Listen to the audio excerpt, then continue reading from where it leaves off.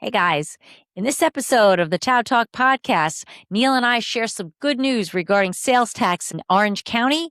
And also, we move on to discussing the importance of debates. But before we get into it, please be sure to like, share, and subscribe. Click that bell so you get notified when new videos drop.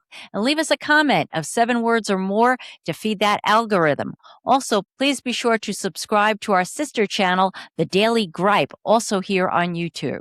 Without any further delay, let's get into it.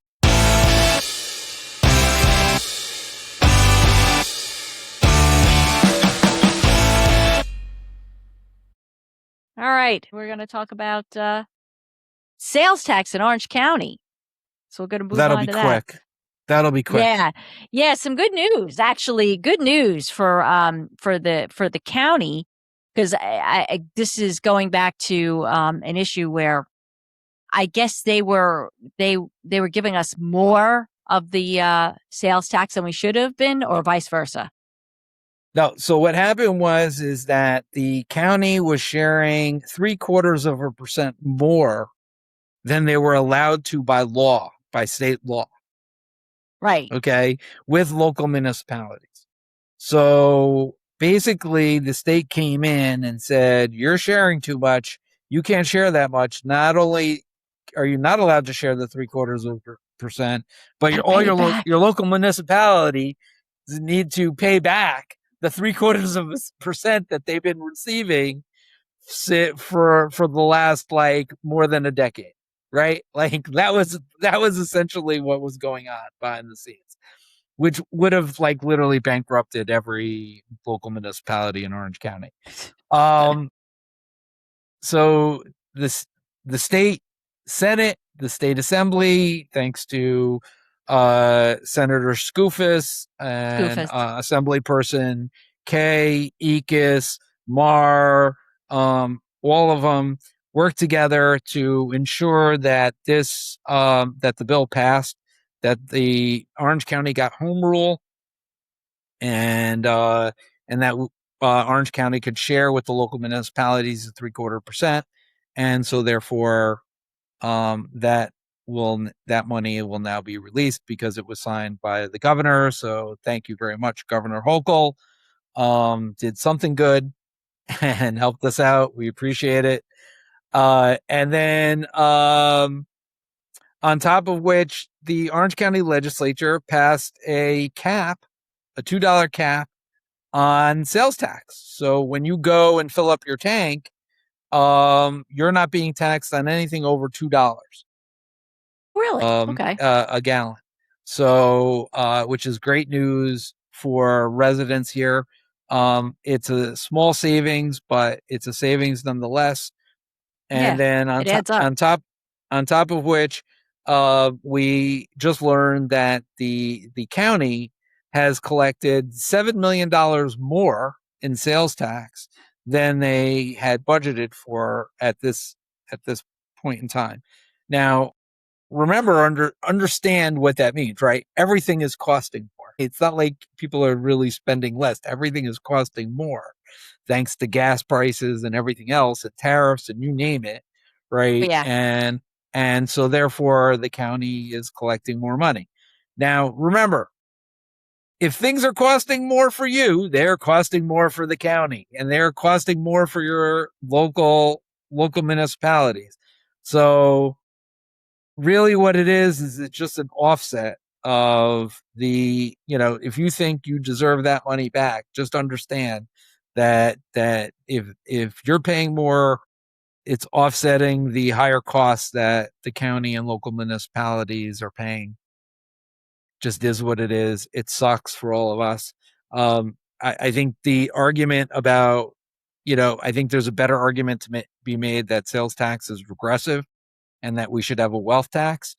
But that's not on the table. I really feel like we argue too much about the regressive taxes and not enough about, we just automatically discount the idea that wealth tax isn't on the table, so we can't have that discussion. I don't know why we can't have that discussion. I think we should have that discussion. I think there should be more of a discussion over that than over the regressive sales tax and the $7 million that they collect more than they had. But that's my thought. What do you think, Denise?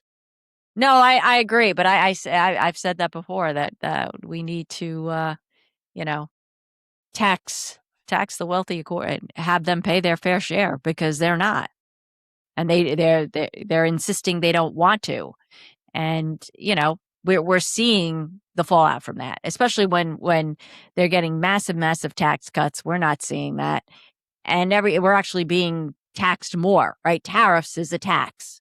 Tariffs is a tax that Yes. we ultimately pay. I don't Yes. care what they're telling you on the other side. We're paying that. So, but I think this just rolls right into what we want to see with election season coming up, and that's debates, because this is just an issue that could be debated, whether or not we should have a wealth tax. That's a debatable issue for candidates to talk about, and of course, we don't see debates anymore. Like no, nobody wants to debate. But we want to see them because that's how you get these policies out there, and we get away from the mudslinging and the bullshit. That's I mean, nobody campaigns on policy anymore. The campaign seems to be, the other guy's bad, just vote for me because I'm not the other guy. That's not good enough. I want to know your policies. I want to know what your plan is, what you plan to implement, or what what you want to create for the town, what benefits, what's your vision for, if it's local, what's your vision for the town? If it's on a federal level, what's your vision for the future of the country? But yeah, debates. What do you think, Neil? Listen, I'm absolutely 100% in agreement. I mean, we just learned, right, that the federal government decided that they were going to cut off grants, right, to blue states. And now we find out that those grants relate to lowering energy costs. It had nothing to do with solar or renewable energy. It had to do with creating grid, right? Updating our grid to hold more so that we would pay less. It was a way to help offset some of the upgrades to the grid so that we didn't have to pay for it in our energy. And what this administration said is fuck you. You're just going to have to pay it. So a debate, when he said he was lowering energy costs for everybody, that he would lower energy costs, these type of details are fucking important. Well, what he did is he held it back. He took the grants away from the states that didn't vote for him. Completely partisan. But here's the thing. It's just the idea of when you have a debate, if you're just asking generic general questions that just says, he's the bad guy, I'm the good guy, that gets you nothing. When you look at what's happening here in the town of Wallkill, you hear, well, we should have a full-time supervisor. Well, what the fuck does that mean? We have a full-time supervisor now. So what is happening now that would be different? Are we talking that a full-time supervisor that micromanages staff? If you're telling, if the point that the opponent Jill is making about full time, then I should know her qualifications and how she plans on managing our water department, our sewer department, our highway department, our accounting department, our assessor's office, our building department. What does her vision for being full time actually entail? Because it's clear to me what's happening there is they're updating policies. They're doing, right, all the non-sexy stuff that you should do in any business environment, having controls in place, making sure that the finances are getting done, that there's review of those finances, the fact that you have oversight over the employees and the payroll and all those type of things, making sure that those things happen, which is what's happening now, which wasn't happening in the previous administration where they claimed to have had a full-time supervisor. So I think it begs to understand what does that mean? what does it mean to be a full-time supervisor? And I think that if that's the debate that the Republicans want to have in this town, then we need to have that debate. So let's have the debate. Like, don't come up with some bullshit and then say, I'm not willing to tell you what my vision is. Tell us what your vision is at the same time that we hear your opponent's vision. At which point in time, then the public can make an informed decision about who they want to vote for. Otherwise, all you're doing is running around scaring people, which is what apparently people like to have happen to them, that somehow something isn't happening that is happening. So what you're doing is you're lying and you're being disingenuous. And I'm really sick and tired of politicians lying and being disingenuous.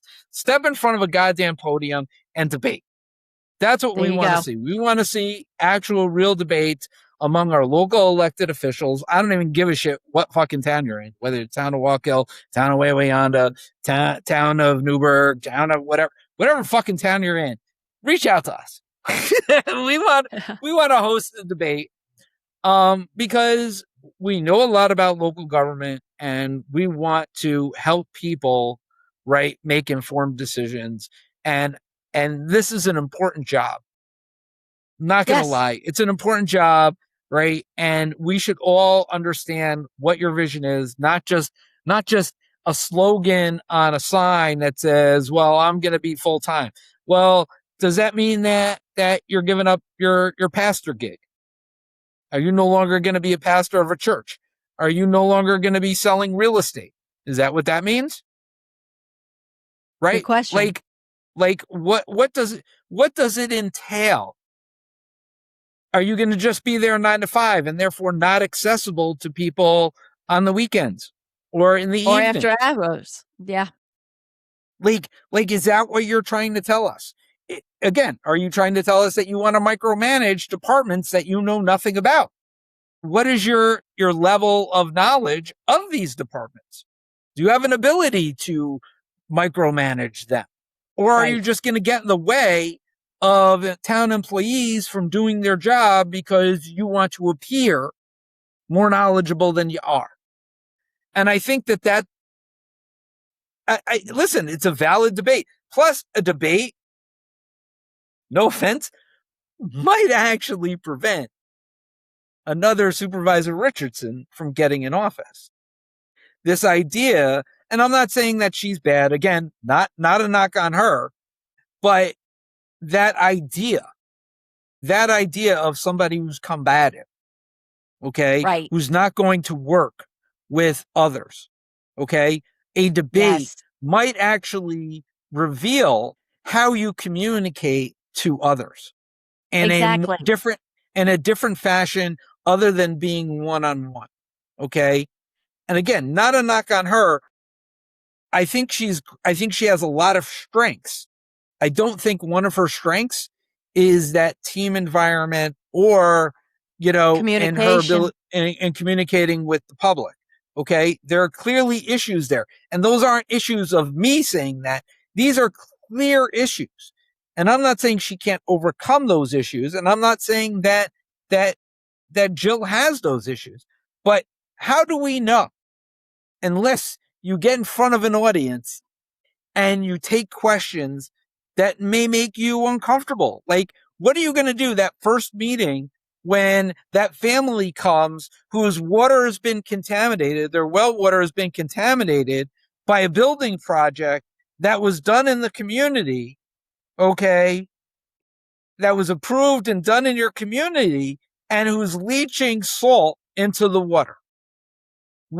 How do you combat? Because George just didn't answer him. He just ignored him. Okay. Yeah. That was the response was, I'm just going to ignore it. Okay. So I think understanding the issues of your community and being able to answer questions in front of an audience, especially with your opponent there. Okay. I think would say a lot more about you and what your ability to be able to be supervisor in this town.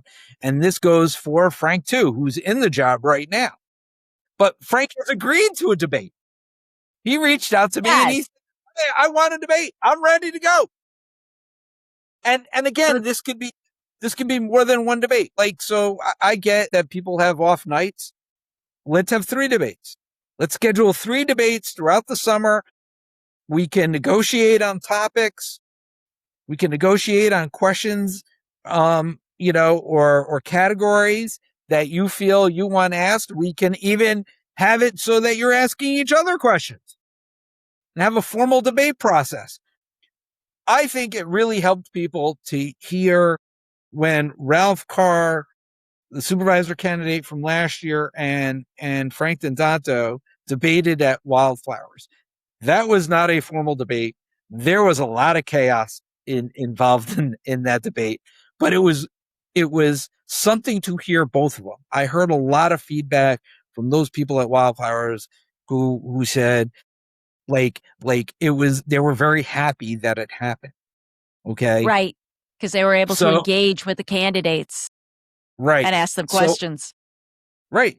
So but I think it needs to be done on a more formal basis instead of people shouting out. I also think there were a lot of people at that debate.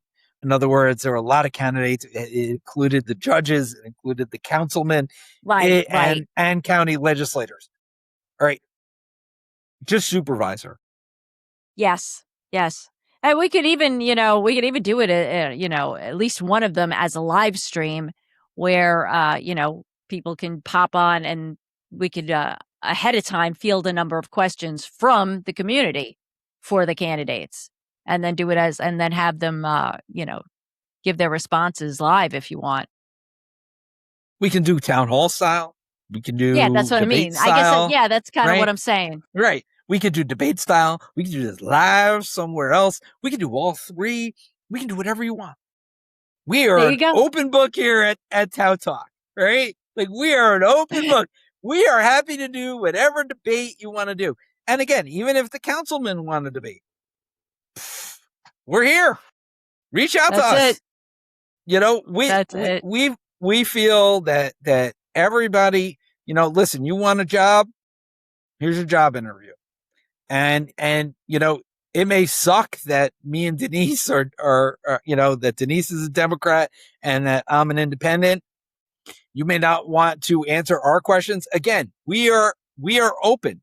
If you want to have one of your people sitting at the table asking questions, we are open to that too.